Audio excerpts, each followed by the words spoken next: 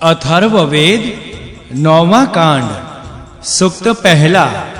देवता मधु अश्वनी कुमार। स्वर्ग, पृथ्वी, अंतरिक्ष, सागर और अग्नि से मधुकशा गौ उत्पन्न हुई। अमृत को धारण करने वाली उस मधुकशा गौ का सच्चे मन से पूजन करने वाली समस्त प्रजाएं संतुष्ट होती हैं।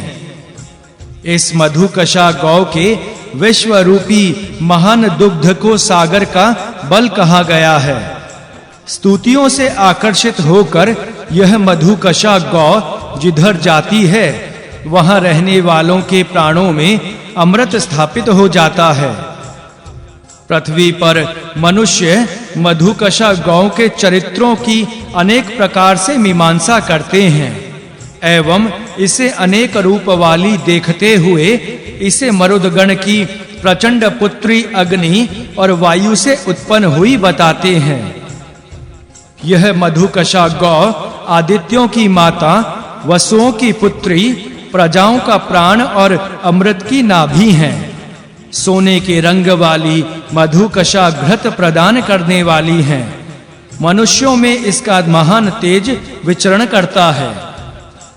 देवों ने मधुकशा को जन्म दिया।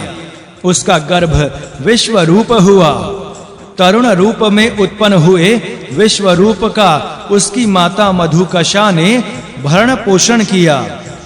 विश्व रूप ने उत्पन्न होते ही सारे संसार को मोहित कर दिया। उस विश्व रूप को कौन भली भांति जानता है। उसका हृदय सोम को धारण करने के लिए कलश रूप में अक्ष अर्थात विनाश रहित रहता है।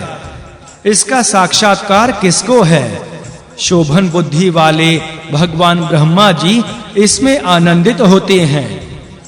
उसके थन कभी दूध से शून्य ना होने वाले एवं दूध की 1000 धाराएं बहाने वाले हैं।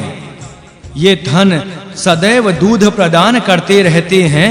इन थनों को वही भगवान ब्रह्मा जानते हैं। शब्द करने वाली एवं दूध के रूप में हवि धारण करने वाली मधुकशा गौ रंभाती हुई कर्म क्षेत्र में आती है।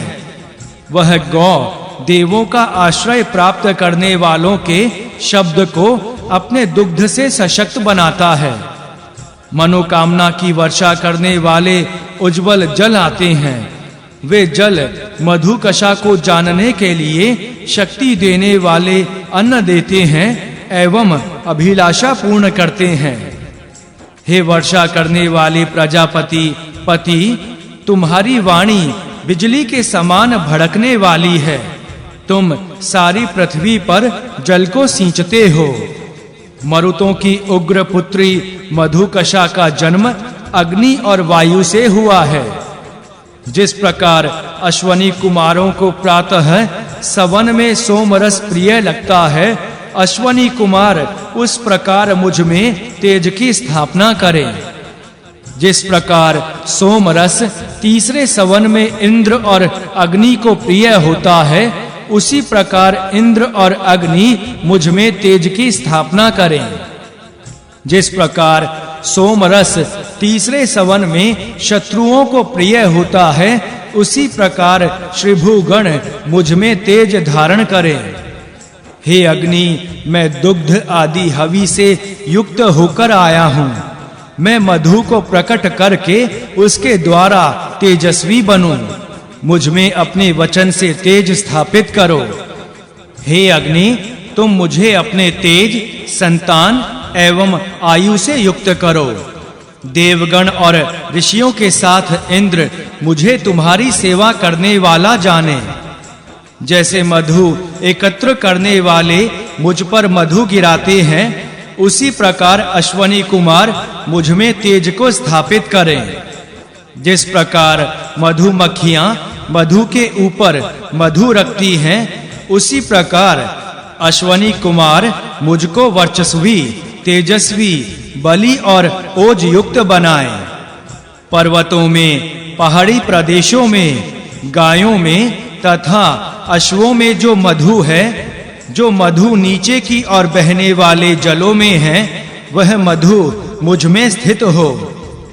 हे शोभा के लिए स्वर्ण के आभूषण धारण करने वाले अश्वनी कुमारों, तुम मुझे मधुमक्खियों द्वारा एकत्र किए गए मधु से युक्त करो, जिससे मैं मनुष्यों के प्रति ओजपूर्ण वाणी का उच्चारण कर सकूं। हे प्रजापति, मेघों का गर्जन ही तुम्हारी वाणी है।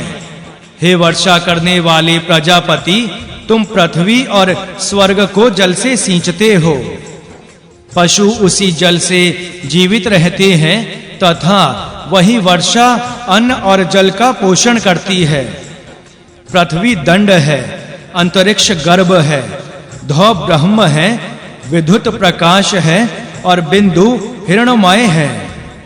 निश्चय ही जो ब्रह्म के 7 मधुओं को जानता है वह मधु वाला बन जाता है, तथा ब्राह्मण, राजा, गौ, बैल, धान, जौ के अतिरिक्त 10वां मधु ब्रह्म है। जो इस बात को जानता है वह मधु वाला होता है। मधु पूर्ण लोकों पर विजय प्राप्त करता है तथा मधुमय भोजन का भोग करता है। आकाश में जो मेघ गर्जन होता है वह प्रजापति है। वह प्रजाओं के लिए ही प्रकट होता है। इसलिए यज्ञोपवीत धारण करने वाला इस बात के लिए तत्पर हो जाए कि प्रजापति मुझे जाने। जो इस बात को जानता है वही प्रजापति के पश्चात जन्म लेने वाला समझा जाता है। सूक्त दूसरा, देवता काम। मैं शत्रु विनाशक वृषभ रूपी काम को हवि एवं आज्य से प्रसन्न करता हूँ। हे वृषभ, तुम्हारी स्तुति करने वाले मुझ स्तोता के शत्रुओं को तुम अपने महान पराक्रम से नीचे गिराओ। जो बुरा स्वप्न ना मुझको अच्छा लगता है और ना मेरे नेत्रों को सुहाता है, जो मुझे भक्षण करता हुआ मालूम होता है और मुझे प्रसन्न नहीं करता, उस बुरे स्वप्न को काम की स्तुति करने वाला मैं शत्रु की ओर छोड़ता हूँ। वह बुरा स्वप्न रूपी शत्रु का भेदन करे। हे उग्र एवं स्वामी कामदेव, तुम अपने स्वप्न रूपी पाप को प्रजा अर्थात संतान की हीनता को एवं निर्धनता को उसी ओर भेजो जो पराजय करके हमें विपत्ति में डालने की चेष्टा करता है। हे कामदेव, दरिद्रता को उनकी ओर जाने के लिए प्रेरित करो जो मेरे शत्रु हैं, वे ही मेरी दरिद्रता को प्राप्त करें। हे अग्नि, वे अंधकार में पड़े रहें, तुम उनके घर की वस्तुओं को भस्म कर दो। हे कामदेव, सभी जिसे ओजपूर्ण वाणी कहते हैं वह तुम्हारी पुत्री है। तुम उसके द्वारा मेरे शत्रुओं का विनाश करो। प्राण, पशु और जीवन उसके पास ना रहें। जिस प्रकार पतवार धारण करने वाला मल्लाह नौका चलाता है, उसी प्रकार मैं कामदेव के, इंद्र के, राजा वरुण के, भगवान विष्णु के और सविता के बल से तथा देवों के यज्ञ से शत्रुओं को दूर भगाता हूँ। सभी देव मेरे इस यज्ञ में आए एवं मेरे स्वामी शक्तिशाली कामदेव मेरी आंखों के सामने ही इसे पूर्ण करें तथा मुझे शत्रु रहित बनाएं। हे कामदेव को अपने से बड़ा मानने वाले देवों, मेरे घृत वाले आज्य का सेवन करते हुए तुम सुखी रहो। हे कामदेव, इंद्र और अग्नि रथ पर सवार होकर मेरे शत्रुओं को नीचे गिराते हैं। हे अग्नि, उन गिरे हुए शत्रुओं को अंधकार प्रकट करके नष्ट करो एवं उनके घरों की सभी वस्तुओं को जला डालो। हे कामदेव, तुम मेरे शत्रुओं का संहार करो तथा उन्हें घने अंधकार में गिराओ। वे सब इंद्रिय रहित एवं शक्तिहीन हो जाएं तथा वे कुछ ही दिन जीवित रहें। कामदेव ने मेरे शत्रुओं का विनाश कर डाला तथा मेरी वृद्धि के लिए उसने महान लोक का निर्माण किया। चारों दिशाओं के प्राणी मुझे नमस्कार करें तथा 6 पृथ्वियां मेरे लिए घृत प्रदान करें। बंधन टूटने पर नौका जिस प्रकार नीचे की ओर बहती है, मेरे शत्रु उसी प्रकार नीचे गिरते चले जाएं, क्योंकि जो लोग बाण से घायल होकर भागते हैं वे वापस नहीं आते।